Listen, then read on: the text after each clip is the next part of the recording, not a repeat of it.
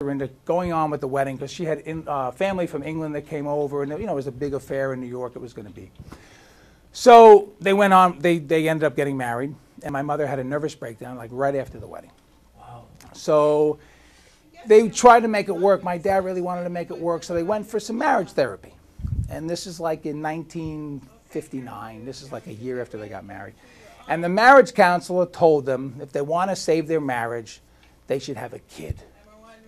Yeah, that was back in the late 50s. So they had a kid. Didn't make things better. And they had 2 more after me. And then they got divorced after 13 years. And I'm schwitzing in Somerville, which is good.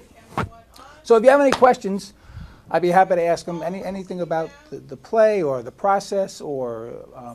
I just kind of have a comment a little bit related to that, because your mother get married with your father, so they said to get a kid. So in my case my mother was a single mother, and then my father, they split before I even born. I met my father when I was 16, right? So for 16 years, I try to find my father, and my mother many times said, I don't know why you born. I shouldn't have you. Wow. So I was raised like until 16, with that in my brain, you know what I mean?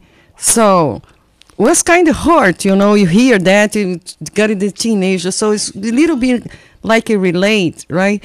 So, and today my mother's 83, so I'm 60, so I'm the one take care of my mother now, and I didn't say, why you are my mother, you know what I mean? There's a saying that goes, be really nice to your kids because they pick your nursing home. Thank you very much for that comment, I really appreciate it.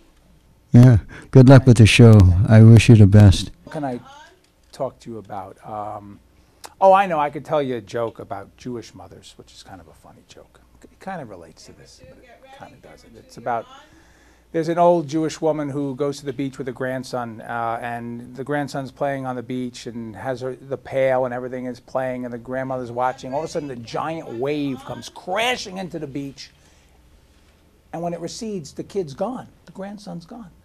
And the grandmother looks up at the sky. She says, God, my God, how could you do this to me? This is me.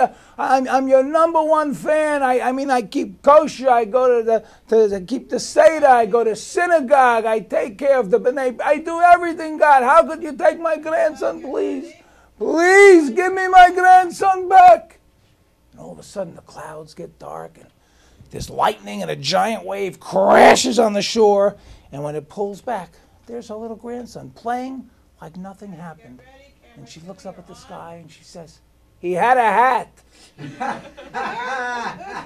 So, oh, there it is. There's the hat. So, I really want to thank everyone here at SCAT for doing this play-by-play. It's been great. I've been wanting to kind of work on this, and this has given me an opportunity to kind of just read through it and feel it, and hopefully I'll keep developing it. And as you guys have said, there's a need. Not only one thing about doing art, whether anybody shows up or not, if you do it, you do your own transformation, and that's really it's nice when people show up because you get paid and you make a living, but you still get to do your own kind of, if I may, human revolution by doing your own work, and this kind of work especially. So the guy over here is going like this, which means there's cotton candy for everybody at the end of the show. Oh my God! And thank you for being here.